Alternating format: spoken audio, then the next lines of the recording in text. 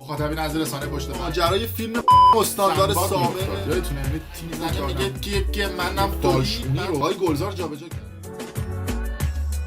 مخاطبین از رسانه پشت پرده، سلام، بنده امین فردین، به همراه تیمم خوشحالم که با یک برنامه پشت پرده دیگه با شما هستم. امروز قصد داریم که آقای کامبیز مهدیزاده، داماد آقای حسن روحانی، رئیس جمهور فعلی ایران رو لتوپار کنیم و بشوریم بذاریم کنار، چون دیگه اینا وقاحت و مردم و یه چیز دیگه فرض کردن رو دیگه از حد گذروندن. این آقای کامبیز مهدیزاده‌ای که متولد 1364 خبر رسیده که کاندیدای مجلس شورای اسلامی در شهر تبریز شده که خودش رو یک جوون نخبه میدونه و جالبه که یه عکس هم همون اول بسم الله منتشر کرده که خودش در کنار دختر آقای روحانی با شال سفید دیگه.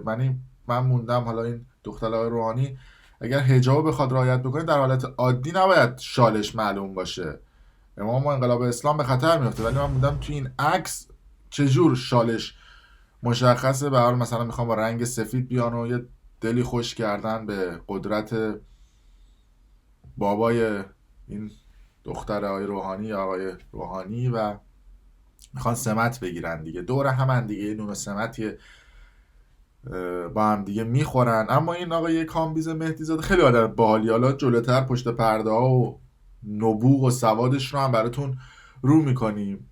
رفته ثبت نام کرده، بعد ازش پرسیدن که خب شما اگر نماینده مجلس بشید چی کار میخواید بکنید؟ گفته که من مبارزه میکنم با فساد و نمیدونم آنتی فساد، یعنی کلمه جدید آنتی فساد و چین و چنان.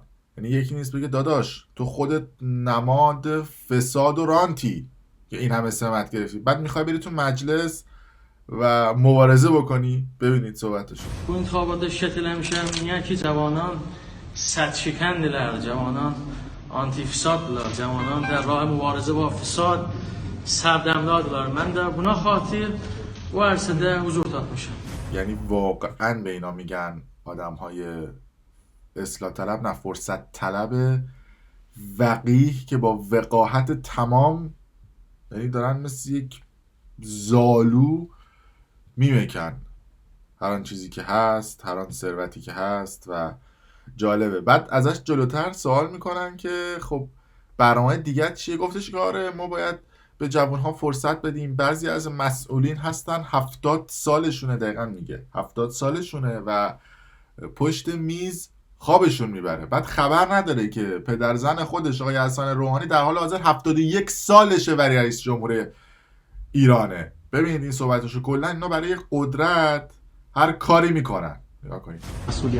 Hər yanda cavanlar huzur tapıblar, hər yanda xanımlar olublar. Cavanlar, xanımlar bərnaməcdirlər, fikirləri var, umid var, nişat var. Hər yanda bunlar olsa fisad oradan aradan gedir. Fisad o yerdə icad olar ki, müdürümüzün arasına yoxulur, 70 yaş var, yoxulur. Enerjisi yoxdur ki, idarə eləsin, bərnaməcliyi yoxdur. Ona xatir fikri məsələ iqtisadiyyat gedir. Ona xatir səy eləyək ki, cavanları, xanımları ki, karbələtdilər, onları məclisə yollayaq və cavanlar pul piruzudurlar. بعد دیگه یعنی اینا میخوام بیان بشن نماینده مردم در مجلس شورای اسلامی. تا 1400 بعد پدر خانومش رو تحمل بکنیم، تا 1402 هم بعد خودش رو تحمل بکنیم. البته این نقشه نماینده مجلس شدن آقای مهدیزاده به عنوان داماد آقای روحانی یعنی نقشه یکی دو روز گذشته نیست، یعنی یکی دو سال ایشون داره کار میکنه. که چند وقت پیشم صدا و سیما یه تیکه انداخت با آقای مهدیزاده، گفتش که گویا ایشون میخواد نماینده مجلس بشه و دستشون رو خونده بود. اینا هم ببینید جالب. یعنی ایشون آقای دکتر مهدیزاده هستند، داماد محترم ریاست محترم جمهور آقای روحانی، مشاور وزیر صنعت، معدن و تجارت بودن که از اون سمت اومدن بیرون. بوش میاد که گویا قرار کاندیدای انتخابات مجلس هم بشن. تلاش‌های خودشون رو شروع کردن در جهت اینکه توی اخبار دیده بشن، توی توییتر که خیلی فعالن. اینجا تبریک هفته ناشنوایان به شیوه دکتر. بخواهید که همگان صداقت و حق را بشنوند و عمل کنند. زبان اشاره حق همه ناشنوایانه. پیام برای ناشنوایان عزیز گفته شده، منتها 10% انتهاییشو ناشنوایان متوجه میشن اگه لبخونی نکنن. بالاخره فکر میکنیم هدف اصلی این بوده که مردم ببینید من برای ناشنوایان پیام فرستادم، ببینید من چقدر آدم به فکر همه ای هستم. یه بار دیگه ایشون رفته بودن مزار استاد شهریار رو تشریف برده بودن، فاتحه نثار کرده بودن، به صورت اتفاقی باز توی یه عالمه کانال‌های خبری منتشر شد. با رفتی فاتحه بخونید. این که یک اقداماتی خبری میشه در این حد باعث چیزه. بعد حالا بهتون میگم که این آدم اصلا میتونه نخبه باشه یا نباشه رو یه بررسی میکنیم ببینیم که ایشون اصلا چه رزومه‌ای دارن. چند وقت پیش یک مصاحبه رو انجام داده بودن که کلاً دریچه های علم رو در ایران فرسنگ ها جابجا کردن با این سوادشون، یعنی اطلاعات نفتی و علمیشون با اینکه سمت داشتن در حوزه وزارت نفت، یعنی در حد خط فقر هم نبود، یعنی زیر خط فقر بود. ببینید الان حرف اول تو زمینه دانش نفت در جهان کدوم کشورها میزنن؟ خب امریکا حرف اولو میزنه. خب شما میگید مثلا نفت وست کمپانی مختلفی وجود دارن. خب اونجا مثلا وست تگزاس اینترمدییت مثلا، خب اونجا کمپانی مختلف توتال هست، شل هست. عنایت داشته باشید که ایشون تازه داماد جناب حسن روحانی هستن و ایها الناس بدانید که وست تگزاس اینترمدییت نام نوعی نفت سبکی که به عنوان شاخص قیمتگذاری نفت تو بازارهای جهانی استفاده میشه. تازه داماد کامبیز مهدی زاده که با پیشوند دکتر از اون یاد میشه رئیس کارگروه نفت ریاست جمهوری شده. جناب رئیس کارگروه نفت ایران فکر میکنه وست تگزاس اینترمدییت اسم یک شرکت نفتی آمریکاییه. فرض بفرمایید مدیر شیلات ایران بگه اوزونبرون نام یک شرکت صیادی روسیه‌ایه. آقای داماد نه فقط در صنعت نفت مسئولیت گرفته که عضو ستاد سیاستگذاری نخبگان کشور و دبیرخونه توسعه و فناوری کشورهای اسلامی هم شده. بله دیگه، یعنی هر آدم IQ هم میدونه توتال مال فرانسه است آقای مهدی زاده عزیز. بعد حالا میگم که اینا خودشون نماد رانت و فسادن به خاطر اینکه چند وقت پیش، یعنی ناراحت میشم فکر کنید با سفارش آقای روحانی بوده، این آقای کامبیز مهدی زاده میخواست بشه مشاور وزیر صنعت معدن تجارت یا همون سمت.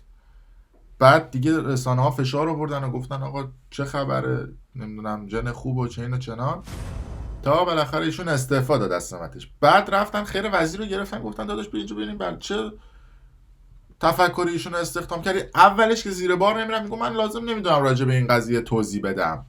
نگاه کنید اخبار غیر ضد و نقیض مطرح شده، میخواید راجع به اون یه توضیح بدین و اون آخرین مطلب؟ به نظرم چون این منتفی شده، اون عزیزمون هم یکی از نیروهای نخبه بوده، حالا خودشون هم اظهار تمایل کردن که یعنی فرمودن که با این اوضاعی که شد، البته خب در حق ایشون یه مقدار اتشاف شد بعضی مطالب، یعنی واقعا یک نیرویی که نخبه بوده، تحصیلات مرتبطی داشته، فقط صرفا به خاطر انتساب به یه مسئولی خب مورد حجمه قرار گرفت. ولی ایشون خب خودشون منصرف شدن دیگه، ترجیح دادن که در همون کار علمیشون و پژوهشیشون ادامه بدن. لذا موضوعا دیگه به نظرم بله، یعنی لازم نمیدونستن توضیح بدن، بعد اینقدر توضیح دادن. از اون ور دید نه بابا دیگه هوا پس و بعد خیلی بیشتر از اینا توضیح بدن. دیگه توی تلویزیون قشنگ لنگو ورداشتن، تخم مرغ‌های حسن روحانی رئیس جمهور فعلی ایران رو قشنگ لنگ میکشیدن. ببینید این صحبت‌های آقای وزیر رو در خصوص استخدام آقای کامبیز مهدی زاده داماد آقای روحانی رو. آقا این داماد آقای رئیس جمهور رو گفتن که بیارید یا خودتون آوردین؟ نه ببین، ایشون یکی از نخبگان در حوزه خودش بود. واقعا هم من برنامه گرفته بودم، از چند نفر برنامه گرفته بودم برای سازمان زمین شناسی. ایشون کامل ترین برنامه رو داده بود، واقعا با تسلط. و اون معدن رو الان عرض کردم به شما که واقعا یه انقلاب معدنی میخواد. شروعش از زمین شناسیه، درست، شروعش از اکتشافه، شروعش از پیجویی جوهای معدنی ماست. ایشون برنامهش واقعا منو قانع کرده بود و آقای روحانی حتی یک بارم این رو حتی تلویحی هم سفارش نکرده بود، یعنی صحبتش هم نبوده. البته از این رانت بازی ها و استخدام های به صورت فک و فامیلی و داماد بازی، خصوصا داماد جدیدن خیلی داماد مد شده، زیاد ما داشتیم در طول این 30-40 سال گذشته عمر جمهوری اسلامی. و یه چند نمونهش رو حالا بهتون نشون میدیم. یکی از این کارشناسا اومده راجبشون صحبت کرد و با این رانتولابیایی که داشتن و دیگه این دیگه آخرشه دیگه. قبلا پسر و نمیدونم خواهرزاده و برادرزاده سمت میگه تا الان دیگه به دامادم رسیده. یعنی بگردید آقایون مجرد یکی از این خانمایی که باباشون مسئول داره رو پیدا بکنید، یعنی نونتون تو روغن تضمینی، یعنی کفیش میشید نماینده مجلس. ببینید این ویدیو رو. چرا این خویشاوندسالاری رو ما نماد یک سرطان پیشرفته در پیکر سیاسی میگیریم؟ به این دلیل هستش که تبعات خویشاوندسالاری برای جامعه بسیار تبعات سهمگینیه. یکی از تبعات اون این هستش که امید رو تبدیل به ناامیدی اجتماعی در میان مردم میکنه، اونها رو نسبت به دیوان سالاری، ساخت سیاسی و حکومت دلزده میکنه و اساساً یعنی چی از این جهت که فکر میکنن شایسته سالاری وجود نداره؟ اساساً خویشاوند سالاری بله در مقابل شایسته سالاری قرار میگیره، ضابطه رو از بین میبره، رابطه رو حاکم میکنه و وقتی که این فرایند شکل میگیره ما پدیده‌ای به نام آقازادگی رو شاهدش خواهیم بود و آقازادگی هم اساساً رسیدن به موفقیت با کمترین زحمت از رهگذر روابط ثروت و قدرت هست که متاسفانه در ایران امروز مردم جز شاکیان اصلی خویشاوندسالاری هستن و الان شما این خوبه که بحث به متن جامعه کشیده شده و مردم انتقاد میکنن، ولی آقای فضل نژاد در کنار در واقع فرزندان آقازادگی ها یک اتفاق جدیدی افتاده و اون داماد، حالا نمیدونم داماد زادگی که نمیشه، بله داماد پروری هم جالبه که تو سیستم ازدواج‌های سیاسی در خاندان‌های حکومتگر اشکال مختلفی داره، از آقازادگی تا داماد پروری. شما الان در دولت‌های مختلف بعد از انقلاب که نگاه می‌کنید در همین دهه گذشته از دامادهای رئیس جمهور مثلا من به نظرم باید نقد رو رادیکال کرد، از بالاترین سطوح در واقع آغاز کرد. شما در دولت آقای احمدی نژاد آقای مهدی خورشیدی داماد آقای احمدی نژاد دبیر شورای مشاورین ریاست جمهوری بوده، در دولت آقای روحانی هم دامادش میخواست معاون وزیر سمت بشه. همین حساسیت‌های اجتماعی باعث شد که در واقع رئیس جمهور بله دستور بده که این انتصاب منتفی بشه و کار به اینجا رسیده که دامادهای وزرا امروز محل توجه افکار عمومی هستند. حالا شما می‌بینید داماد وزیر کار آقای هادی رضوی سرمایه‌گذار اون سریال از قضا محبوب شهرزاد و این پرونده عظیم بانک سرمایه و مثلا داماد آقای نعمتزاده که دوقلو آورده، چون هر دو داماد در دو پرونده فساد اقتصادی مهم درگیر هستن، یکیشون در اون پرونده ویلاسازی ها و یکی هم در این پرونده در واقع پتروشیمی که داره بررسی میشه. اینها علائم در واقع یک بیماری مهلکه. یعنی اگر حاکمیت جمهوری اسلامی با پدیده خویشاوندسالاری همونطور که حضرت امام گفت، من ارجاع میدم با کسانی که این برنامه رو میبینن به سخنان رهبر انقلاب در 14 خرداد 1390. رهبری فرمودن از آفات انقلاب این هستش که خویشاوندسالاری حاکم بشه بر کشور. شهید بهشتی در همون اوایل انقلاب نسبت به این پدیده هشدار میداد، میگفت مبادا روزی انقلاب و اسلام دکان افرادی بشه که برای ثروت و قدرت میخوان تلاش کنن. این خطری بوده که همیشه انقلاب‌های الهی رو تهدید کرده. با خویشاوندسالاری قدرت و ثروتشون رو که قدرت و ثروت مردم هست و اینها در واقع قبضه کردن به نسل بعدتر و جوانتر منتقل بکنن، از طریق خویشاوندسالاری این کارو میکنن. به دامادها کاورهایی هستند برای اینکه این قدرت سیاسی ثروت محور بله که الان در ایران امروز داره تراکم خاری میکنه، کوه خاری میکنه، جنگل خاری میکنه، رودخانه خاری میکنه، زمین خاری میکنه و هیچ تولیدی انجام نمیده و منافع صرفا از طریق واردات و صادرات هم تامین میشه. این تعریفشه. فقط هم در دولت نیست. حالا این دامادهایی که دولت رو به عقد خودشون در آوردن رو بذاریم کنار، دامادهایی هستن ائمه جمعه ما. همین یکی از ائمه جمعه تهران چند وقت پیش دامادش در سازمان برنامه بودجه منصبی گرفت. امام جمعه سبزوار دامادش یک اختلاس کلانی کرده بود، بیش از 300 شاکی داشت، محکوم شد و قوه قضاییه ورود کرد و به این پرونده رسیدگی کرد.